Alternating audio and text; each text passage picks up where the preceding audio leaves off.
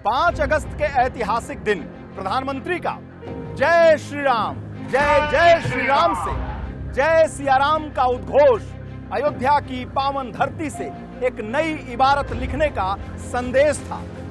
जय श्री राम से जय सिया राम वाली समरसता के सफर को तय करने में भारतीय जनता पार्टी को 3 दशक लग गए। लेकिन भूमि पूजन क्या हुआ?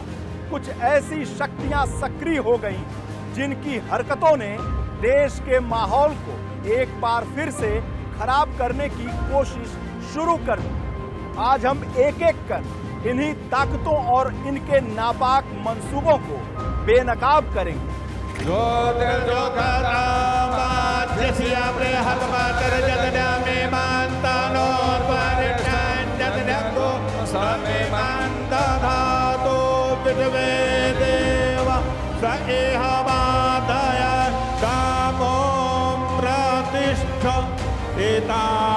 शिलाः सुप्रतिष्ठिताः सन्तु।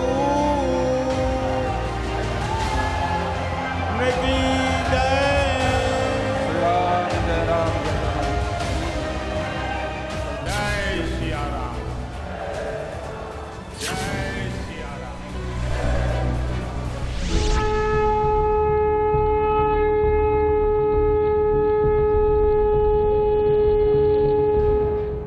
अयोध्या में भूमि पूजन हुआ, दुनिया भर में जश्न मना, करोड़ों लाखों लोग खुशी से झूम उठे। लेकिन कुछ नेता और कुछ स्वघोषित संविधान के रक्षक संविधान की दुहाई देकर मैदान में कूद पड़े। ये वो लोग हैं जो बात तो संविधान की करते हैं, लेकिन शायद इन्हें संविधान पर रत्ती भर भी भरोसा नहीं। जरा सुनिए इन जनाब। हम तो इस बात पर भी यकीन करते हैं कि तारीख दोहराई जाती है। हया सूफिया का मामला जो तुर्की में हुआ वो अपने आप में उसकी ज़िंदा मिसाल है। आज ताकत और हुकूमत के बल पर आपने ये सब कुछ कर लिया है। कल एक ऐसा दिन आएगा कि कुछ इंसाफ पसंद लोग होंगे जो, मैं समझता हूँ कि ये तारीख फिर वही दोहराई जाएगी कि मंदिर तोड़कर, पहले तो मंदिर तोड़कर मस्जिद नहीं बनाई गई थी, लेकिन शायद अब मंदिर तोड़कर मस्जिद बनाई जाए। सुना आपने ये क्या कह रहे हैं? इंसाफ पसंद लोग मंदिर गिराकर मस्जिद बना देंगे तो वो इंसाफ पसंद लोग नहीं होंगे, वो आतंकवादी लोग होंगे। जनाब रशीदी साहब, अभी मंदिर बना नहीं, उसे तोड़ने की बात कर रहे हो, धमका रहे हो कि ये मंदिर टूट सकता है। लोग इनकी जहरीली जुबान सुन ले। ये हिंदुस्तान की आस्था और मिट्टी पर विश्वास नहीं करते। ये हिंदुस्तान के सुप्रीम कोर्ट पर भी एतबार नहीं करते। इनका अपना कानून है, अपनी शरिया है, अपना संविधान है। ये ऑल इंडिया इमाम एसोसिएशन के अध्यक्ष हैं, तो इस देश की सरकार को, इस देश के संविधान को ललकार रहे हैं। उधर ओवैसी भी अयोध्या के नाम पर आग उगल रहे हैं। ये सेकुलरिज्म, प्रजातंत्र के हार का दिन बता रहे हैं। 5 अगस्त को हिंदू राष्ट्र की स्थापना की तारीख बता रहे हैं। आज का दिन जो प्रधानमंत्री बहैसियते प्राइम मिनिस्टर वहां पर गए, उनके जाने की वजह से आज का दिन हिंदुत्व की कामयाबी का दिन है, सेकुलरिज्म की शिकस्त का दिन है। बहैसियते प्रधानमंत्री नरेंद्र मोदी आज भूमि पूजन में जाकर जो उन्होंने वहां पर वो जो चांदी का पत्थर रखा, उन्होंने एक हिंदू राष्ट्र की बुनियाद आज वहां पर डाली है। सियावर रामचंद्र की, सियावर रामचंद्र की जय सिया राम, जय सिया राम। देश की सबसे बड़ी अदालत के आदेश पर मंदिर निर्माण हो रहा है। इसके बावजूद all India Muslim personal law board की सुन लीजिए। ट्वीट के जरिए बोर्ड कह रहा है, कोई भी स्थिति हमेशा के लिए नहीं रहती। बाबरी मस्जिद थी और हमेशा ये मस्जिद ही रहेगी। वाह रे धमकी। अयोध्या विवाद में सुन्नी वक्फ बोर्ड के वकील साहब की सुरीली वाणी भी सुनिए। जन्म स्थान मंदिर वहाँ है और रामचंद्र जी का जन्म स्थान माना जाता है, 350 साल पुराना है। फिर उसके बाद अकीदा ये हुआ कि साहब चबूतरे पर है जन्म स्थान 1885 के दावे में, और रामचंद्र जी के पैदाइश के बारे में हिंदू श्योर नहीं है।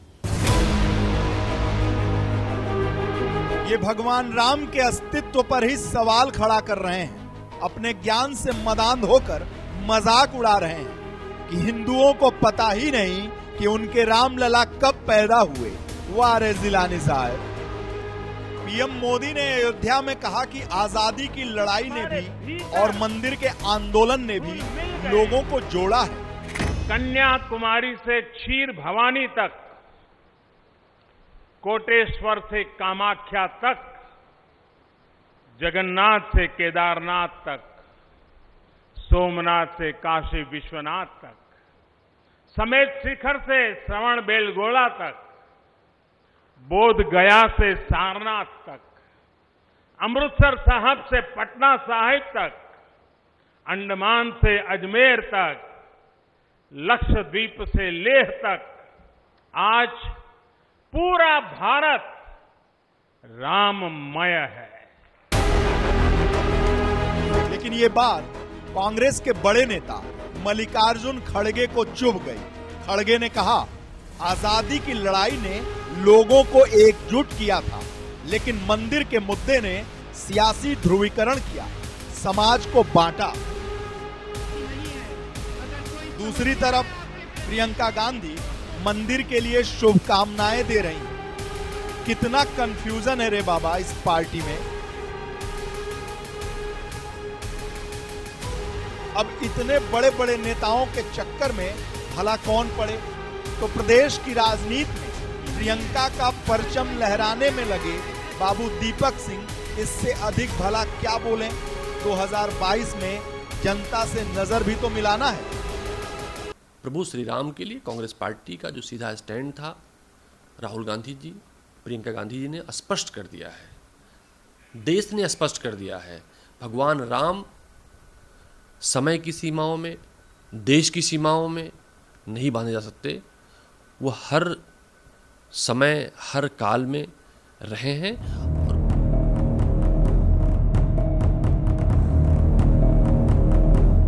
ईद हो या बकरीद, होली हो या दिवाली, हर शुभ अवसरों पर अपने जहरीले बोल से वितंडा खड़ा करने वाले समाजवादी पार्टी के सांसद वर्ग क्यों इस महाअवसर पर पीछे रह जाएं?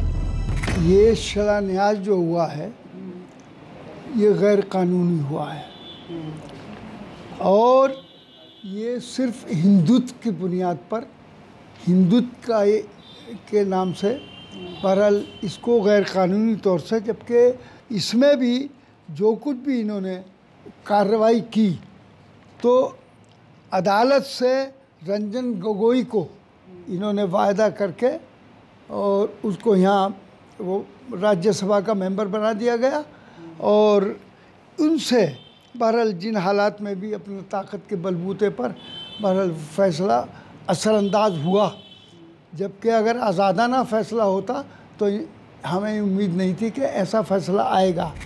सुना आपने, पता नहीं कौन से कोर्ट को ये चलाते हैं, सुप्रीम कोर्ट के फैसले पर सवाल खड़ा कर रहे हैं। अगर इनके पक्ष में फैसला नहीं आएगा तो ये सवाल खड़ा करेंगे, क्योंकि सबसे बड़े तो यही हैं। ये लोग ऐसा लाइन लेंथ ले लेते हैं कि पार्टी वाले नेता बगले झांकने लगते हैं, मानो ना इन्होंने कुछ सुना ना ये किसी को जानते हैं, एकदम अबोध बालक है। बर्क साहब ने क्या कहा क्या नहीं कहा इसकी मुझे जानकारी नहीं है, ना मैंने उनका कोई बयान सुना है। मैं इतना जरूर जानता हूं कि हमारी पार्टी सर्वोच्च न्यायालय में और सर्वोच्च न्यायालय के निर्णय में पूरा विश्वास करती है।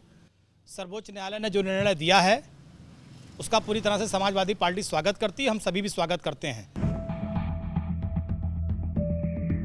संविधान और सेकुलरिज्म की दुहाई देते देते आजादी के 73 सालों में कहानी कहां तक बढ़ गई। क्या मंदिर विरोध के नाम पर खुलेआम संविधान की धज्जियां उड़ाई जाएंगी? लेकिन ठीक है, सुप्रीम कोर्ट के आदेश से मंदिर निर्माण क्या शुरू हुआ, कुछ लोगों का असली चेहरा बेनकाब हो गया। ऐसा नहीं कि मंदिर के नाम पर इन्हीं लोगों के पेट में मरोड़ उठ रहा हो। दर्द तो सीमा पार बैठे दुश्मनों को भी खूब हुआ और उनके भेदियों को भी। वैसे तो मंदिर का फैसला आने से लेकर भूमि पूजन तक खुफिया एजेंसियों ने आईएसआई, लश्कर, जैश की साजिश का इनपुट दिया था। एजेंसियों की सतर्कता से ये कोई धमाका तो नहीं कर सकी, लेकिन सिमी की नाजायज औलाद कहे जाने वाले पीएफआई और नफरत फैलाने की फैक्ट्री एसडीपीआई, अरे वही संगठन जिन्होंने अभी हाल ही में सीएए, एनआरसी की आड़ में लखनऊ से लेकर मेरठ और दिल्ली तक दंगे भड़काए, वो भूमि पूजन के बाद से सक्रिय हो गए। धमाके नहीं तो सोशल मीडिया के जरिए ही सही अपने काम में लग गए। ये एक सोची समझी साजिश है, देश के अंदर सौहार्द खराब करना चाहिए, माहौल बिगाड़ने की साजिश और तुष्टीकरण की राजनीति है। ये बहुत गलत है। न जाने कितनी पीढ़ियां खप गईं, कितनी सदियां बीत गईं, तब जाकर ये शुभ घड़ी आई है। ऐसे में कुछ फिरका परस्त ताकतों के विषैले बयानों और हरकतों पर क्या है अयोध्या का माहौल जानने के लिए यहीं के लोगों से बात करते हैं।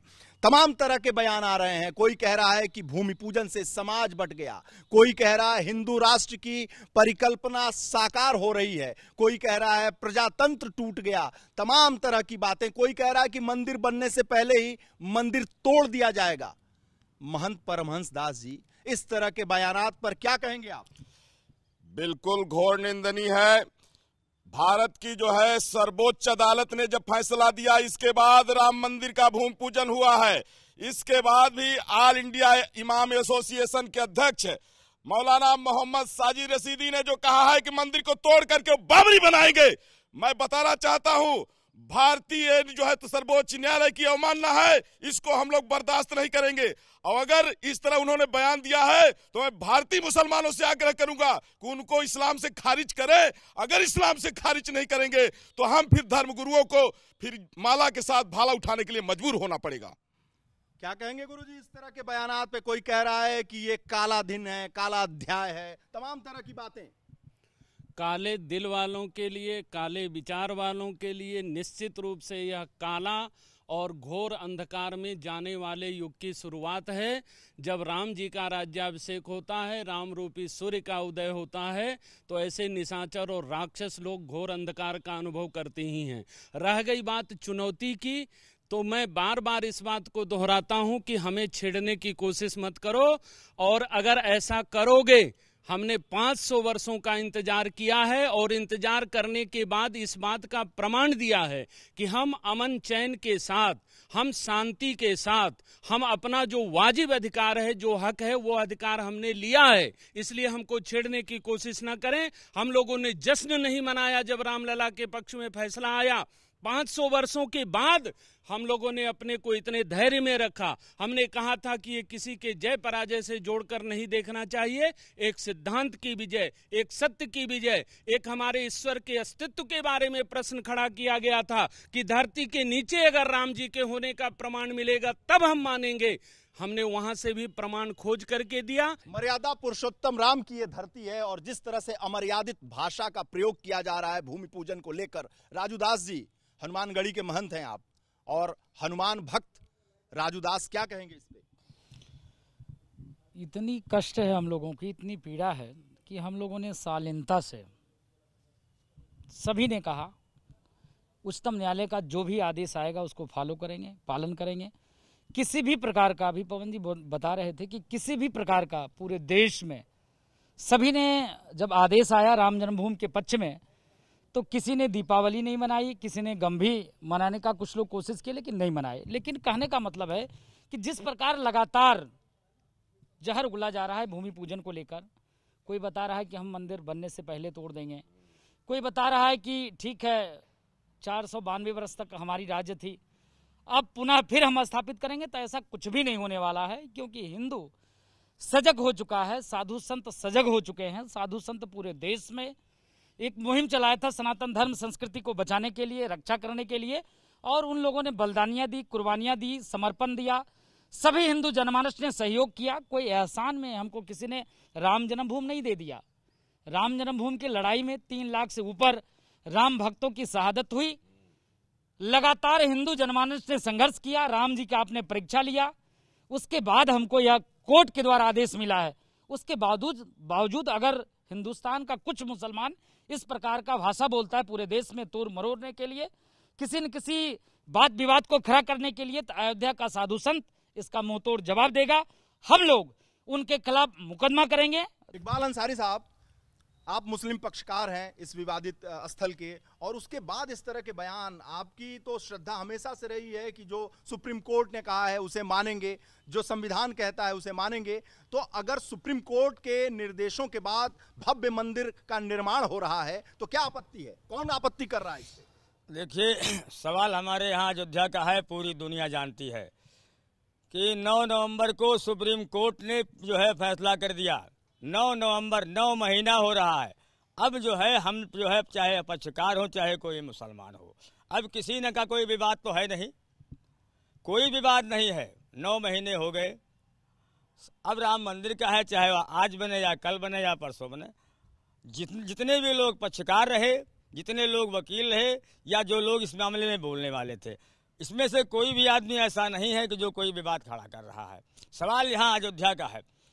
अयोध्या में राजनीति करने के लिए अब तरह तरह के लोग बयान देते रहते हैं, और जिनके बयान हम तो कहते हैं दोनों पक्षों पे बाउंडेशन लगाया जाए कि जो धार्मिक नियम कानून बने हुए हैं उसके विपरीत कोई आदमी कोई काम ना करे। बाबरी मस्जिद थी और बाबरी मस्जिद रहेगी, इस तरह के बयान दिए जा रहे हैं बबलू खान साहब। देखिए, देश के जो सबसे बड़ी अदालत ने फैसला किया है, हम सभी लोग ने मिलकर के उसका स्वागत किया। आज कुछ लोग जो ये बयानबाजी कर रहे हैं, जैसे कि आज हम सब हिंदू मुस्लिम का प्यार ये उभर करके पूरे देश के साथ साथ पूरे दुनिया में ये पता चला, तो कुछ लोगों को ये बिल्कुल अच्छा नहीं लग रहा है। वो हिंदू मुस्लिम को बांटने के लिए ऐसा बयान दे रहे हैं, और ऐसा बयान उनको नहीं देना चाहिए, क्योंकि वो मुसलमानों का हितैषी नहीं हो सकता है जो ऐसा बयान दे रहा है। नहीं हो सकता हितैषी, वो किसी का भी नहीं हो सकता, मानवता का नहीं हो सकता, देश का नहीं हो सकता, संविधान का नहीं हो सकता, और साथ ही साथ सुप्रीम कोर्ट का नहीं हो सकता। सारे नियम कानून को धत्ता बताकर इस तरह के जहर उगलने वाले बयानात पर क्या कहेंगे गुरुजी? निश्चित रूप से देखिए, दुर्भाग्यपूर्ण है जिस तरह के बयान इस समय चल रहे हैं, और इस तरह के बयानों की जितनी भी भर्त्सना की जाए वो कम है। न्यायालय से हम लोगों ने विजय प्राप्त करके, और इसके बाद भी किसी भी तरह से, चूंकि हमारे जो मार्गदर्शक थे उन्होंने ऐलान किया था कि कोई भी उत्सव नहीं मनाएगा।